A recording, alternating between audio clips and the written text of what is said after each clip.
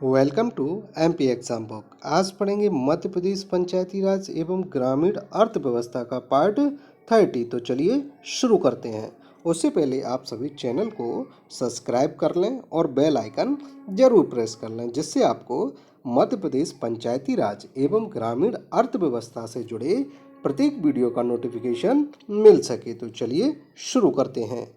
आइसोपैम योजना का उद्देश्य क्या है? तो इसका उद्देश्य है तिलहनों एवं मक्का का उत्पादन बढ़ाना। इसका सही उत्तर ऑप्शन ए।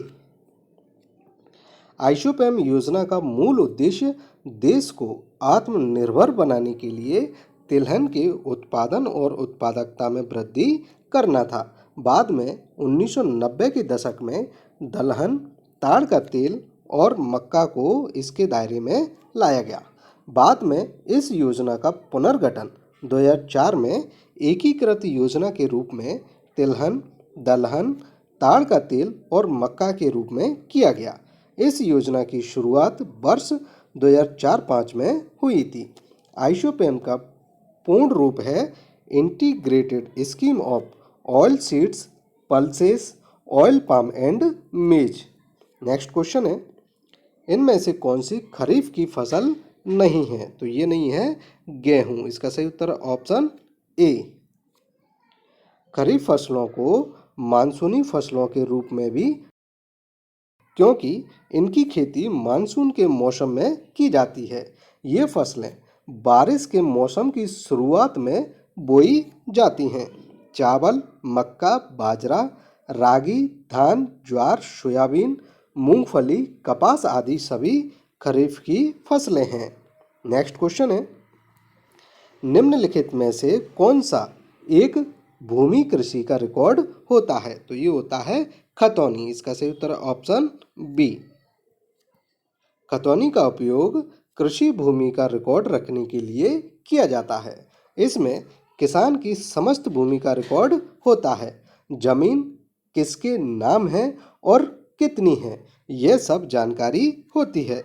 खतौनी को विभिन्न क्षेत्रों के विभिन्न खातों के साथ एक पुस्तक कहा जा सकता है। खतौनी एक बहुउपयोगी दस्तावेज है, जिसके द्वारा पटवारी से किसी भी क्षेत्र की स्थिति और पूर्ण विवरण प्राप्त किया जा सकता है। नेक्स्ट क्वेश्चन है, उस वायसराय का नाम बताएं जिसे भारत में स्थानीय स्वशासन का जनक माना जाता है। तो ये माना जाता है लॉर्ड रिपन को। इसका सही उत्तर है ऑप्शन डी। लॉर्ड रिपन को स्थानीय स्वशासन का जनक माना जाता है। इनको 1880 में वायसराय नियुक्त किया गया था। इन्हीं के शासनकाल में पंचायत का गठन हुआ था। लॉर्ड रिपन के कार्यकाल में स्थानीय स्वशासन प्रस्ताव पारित किया गया था। यह 1882 में सरकार द्वारा एक अधिनियम नहीं बल्कि एक संकल्प था। नेक्स्ट क्वेश्चन है, निम्नलिखित में से किसे SAANJHI यानी सांझी के नाम से जाना जाता है? तो ये जाना जाता है सांसद आदर्श ग्राम योजना को। इसका सही उत्तर ऑप्शन ए। सांसद आदर्श ग्राम योजना वर्ष 2014 में प्रधानमंत्री नरेंद्र मोदी द्वारा जयप्रकाश नारायण की जयंती पर शुरू की गई थी। इस योजना के तहत संसद सदस्य वर्ष 2019 तक 3 गांव और वर्ष 2024 तक कुल 8 गांव के सामाजिक, आर्थिक एवं भौतिक बुनियादी ढांचे के विकास के लिए जिम्मेदार हैं। पहला आदर्श ग्राम वर्ष 2016 तक और 2 अन्य को वर्ष 2019 तक विकसित किया जाना था। वर्ष 2019 से वर्ष 2024 तक प्रत्येक सांसद द्वारा हर वर्ष 1 गांव और 2024 तक कुल 5 और आदर्श ग्राम विकसित किए जाने चाहिए। नेक्स्ट क्वेश्चन है, जियो मनरेगा क्या है? तो यह है मनरेगा के अंतर्गत निर्मित परिसंपत्तियों की जियो टैगिंग करना। इसका सही उत्तर ऑप्शन ए। महात्मा गांधी राष्ट्रीय ग्रामीण रोजगार गारंटी अधिनियम यानी मनरेगा भारत में लागू एक रोजगार गारंटी योजना है, जिसे 25 अगस्त 2005 को अधिनियमित किया गया। 2008 में नरेगा का नाम बदलकर मनरेगा कर दिया गया। यह योजना प्रत्येक वित्तीय वर्ष में किसी भी ग्रामीण परिवार के उन वयस्क सदस्यों को 100 दिन का रोजगार उपलब्ध कराती है। मनरेगा योजना के तहत होने वाले कामकाज की तस्वीरें लेने के लिए इसरो ने एक महत्वाकांक्षी योजना बनाई है। इसरो वैज्ञानिकों ने 28 जिलों में जियो मनरेगा के तहत काम की बेहतर निगरानी के लिए तस्वीरें लेनी शुरू कर दी हैं, जिन्हें जियो टैग किया जाएगा। नेक्स्ट क्वेश्चन है, भारत में पहली बार राष्ट्रीय आय का अनुमान किसने लगाया था? तो ये लगाया था पीसी महालनोबिस ने। इसका सही उत्तर ऑप्शन बी।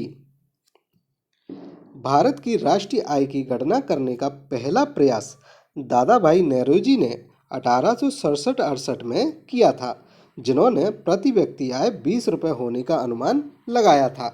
पहली वैज्ञानिक विधि 1931-32 में प्रोफेसर VKRV राव द्वारा बनाई गई थी, लेकिन बहुत संतोषजनक नहीं थी। 1949 में प्रोफेसर PC महालनोबिस की अध्यक्षता में राष्ट्रीय आय समिति द्वारा पहला आधिकारिक प्रयास किया गया था।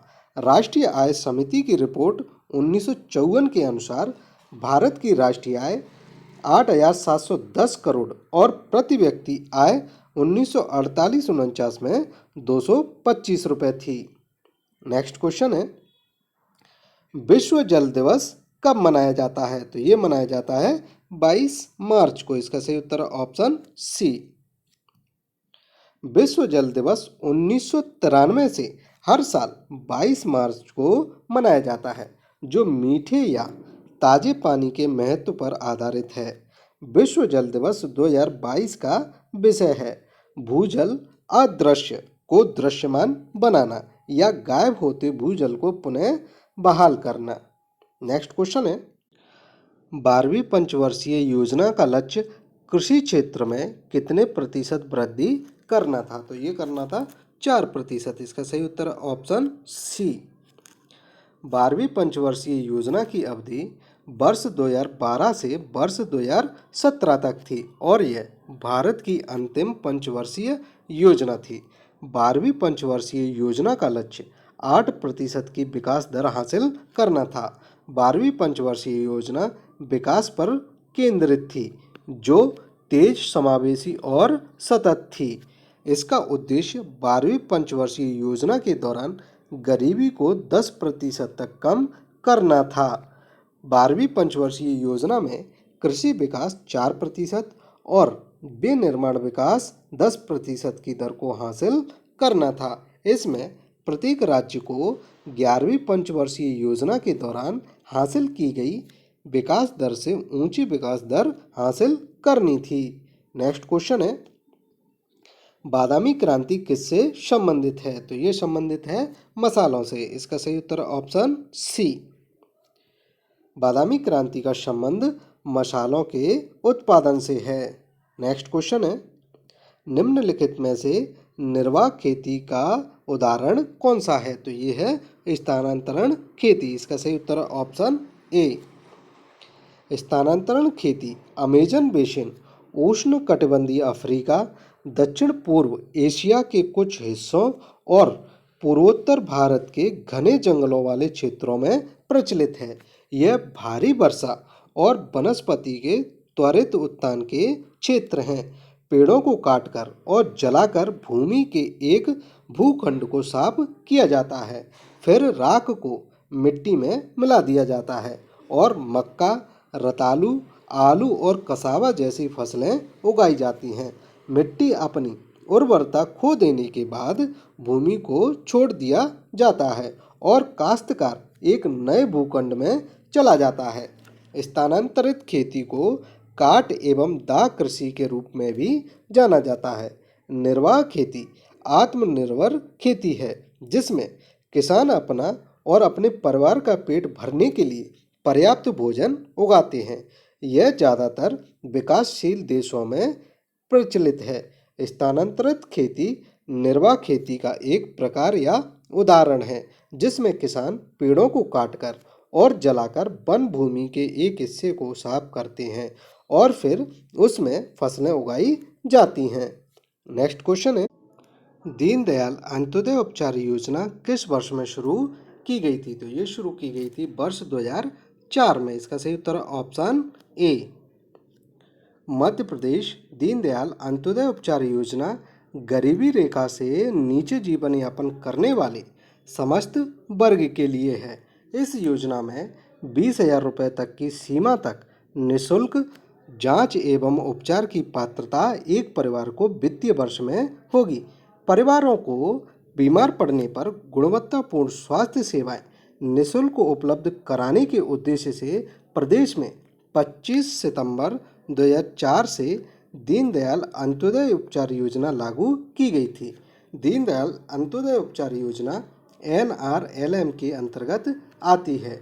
NRLM का पूर्ण रूप है नेशनल रूरल मिशन, यानी राष्ट्रीय ग्रामीण आजीविका मिशन। नेक्स्ट क्वेश्चन है, भूमि सुधार के विषय किस सूची से संबंधित हैं? तो ये संबंधित हैं राज्य सूची से। इसका सही उत्तर ऑप्शन सी।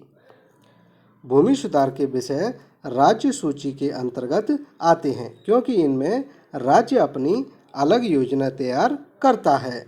नेक्स्ट क्वेश्चन है, प्रधानमंत्री ग्रामोदय योजना में निम्न में से क्या सम्मिलित नहीं है? तो ये सम्मिलित नहीं है लघु उद्योग। इसका सही उत्तर ऑप्शन डी। प्रधानमंत्री ग्रामोदय योजना में लघु उद्योग सम्मिलित नहीं किया गया है। भारत में कुल जनसंख्या का लगभग 2/3 भाग ग्रामीण क्षेत्रों में निवास करता है। जब दुनिया तेजी से विकसित हो रही थी तब भी देश के ग्रामीण इलाकों में लोगों की बुनियादी सुविधाओं तक पहुंच लगभग ना के बराबर थी। इसलिए ग्रामीण गरीब आबादी के जीवन को बेहतर बनाने के लिए प्रधानमंत्री ग्रामोदय योजना वर्ष 2000 में शुरू की गई थी। यह योजना ग्रामीण विकास मंत्रालय द्वारा चलाई जानी थी, जबकि कार्यक्रम की निगरानी योजना आयोग द्वारा की जानी थी। इसे तत्कालीन प्रधानमंत्री श्री अटल बिहारी वाजपेयी के द्वारा लॉन्च किया गया था। नेक्स्ट क्वेश्चन है, निम्नलिखित में से कौन सा कथन स्वजल धारा योजना के लिए सत्य है? तो यह केंद्र सरकार एवं स्थानीय समुदाय के स्वामित्व में है। इसका सही उत्तर ऑप्शन डी। स्वजल धारा योजना केंद्र सरकार एवं स्थानीय समुदाय के स्वामित्व में है। इस योजना का संपादन, निर्माण तथा संचालन ग्राम पंचायत या ग्राम जल एवं स्वच्छता समिति द्वारा किया जाएगा। यह योजना फरवरी 2018 में पायलट परियोजना के आधार पर शुरू की गई थी, जिसे शुरू में पायलट परियोजना के तहत 6 राज्यों में लॉन्च किया गया था। इन 6 राज्यों में शामिल हैं मध्य प्रदेश, बिहार, राजस्थान, उत्तर प्रदेश, उत्तराखंड और महाराष्ट्र। यह योजना बाद में 28 राज्यों में लागू की गई। नेक्स्ट क्वेश्चन है, धूसर क्रांति यानी ग्रे रिवॉल्यूशन का संबंध किस क्षेत्र से है? तो इसका संबंध है उर्वरक उत्पादन के क्षेत्र से। इसका सही उत्तर ऑप्शन सी। धूसर क्रांति का संबंध उर्वरक उत्पादन से है। उर्वरक के उपयोग से कृषि की उत्पादकता में अत्यधिक वृद्धि दर्ज की गई है। धूसर क्रांति की शुरुआत 1960 के दशक के बाद हुई थी। धूसर क्रांति की शुरुआत हरित क्रांति की असफलताओं से हुई थी। इसने हरित क्रांति का एक बेहतर संस्करण बनने और इसकी विफलताओं को दूर करने की मांग की। नेक्स्ट क्वेश्चन है, विश्व खाद्य दिवस किस दिन मनाया जाता है? तो ये मनाया जाता है 16 अक्टूबर को। इसका सही उत्तर ऑप्शन ए। विश्व खाद्य दिवस 16 अक्टूबर को मनाया जाता है क्योंकि 16 अक्टूबर 1945 को संयुक्त राष्ट्र ने कृषि संगठन की स्थापना की थी। विश्व खाद्य दिवस खाद्य और कृषि संगठन द्वारा मनाया जाता है। वर्ष 2022 में विश्व खाद्य दिवस की थीम है, किसी को भी पीछे न छोड़ें। नेक्स्ट क्वेश्चन है, समुच्च खेती किन क्षेत्रों में अपनाई जाती है? तो ये अपनाई जाती है अपर्दन प्रभावित पहाड़ी क्षेत्र में। इसका सही उत्तर ऑप्शन डी। समुच्च खेती अपर्दन प्रभावित पहाड़ी क्षेत्र में अपनाई जाती है। समोच्च खेती में मेड़ बनाई जाती हैं तथा छोटे छोटे जलाशय का निर्माण किया जाता है। नेक्स्ट क्वेश्चन है, कस्तूरबा गांधी बालिका विद्यालय योजना कब लागू की गई थी? तो ये की गई थी वर्ष में। इसका सही उत्तर है ऑप्शन बी। कस्तूरबा गांधी बालिका विद्यालय योजना वर्ष 2004 में प्रारंभ की गई थी। यह योजना भारत सरकार द्वारा प्रारंभ की गई थी। इसे तब सर्व शिक्षा अभियान कार्यक्रम में एकीकृत किया गया था। यह अनुसूचित जाति, अनुसूचित जनजाति, अन्य पिछड़ा वर्ग, अल्पसंख्यक समुदाय और गरीबी रेखा से नीचे के परिवार से संबंधित लड़कियों के लिए शैक्षिक सुविधाएं प्रदान करती है। नेक्स्ट क्वेश्चन है, नाबार्ड एक शीर्ष वित्तीय संस्था है जो बनी है कृषि एवं विकास के लिए। इसका सही उत्तर है ऑप्शन सी। नाबार्ड 12 जुलाई 1982 को कृषि एवं ग्रामीण क्षेत्रों में विकास हेतु प्रारंभ किया गया संस्थान है जो ग्रामीण बैंकों को वित्तीय सहायता प्रदान करती है ताकि बैंक कृषि के लिए आसानी से ऋण उपलब्ध करा सकें। अगर आपको वीडियो अच्छा लगा हो तो वीडियो को लाइक, शेयर और चैनल को सब्सक्राइब जरूर करें। Thank you.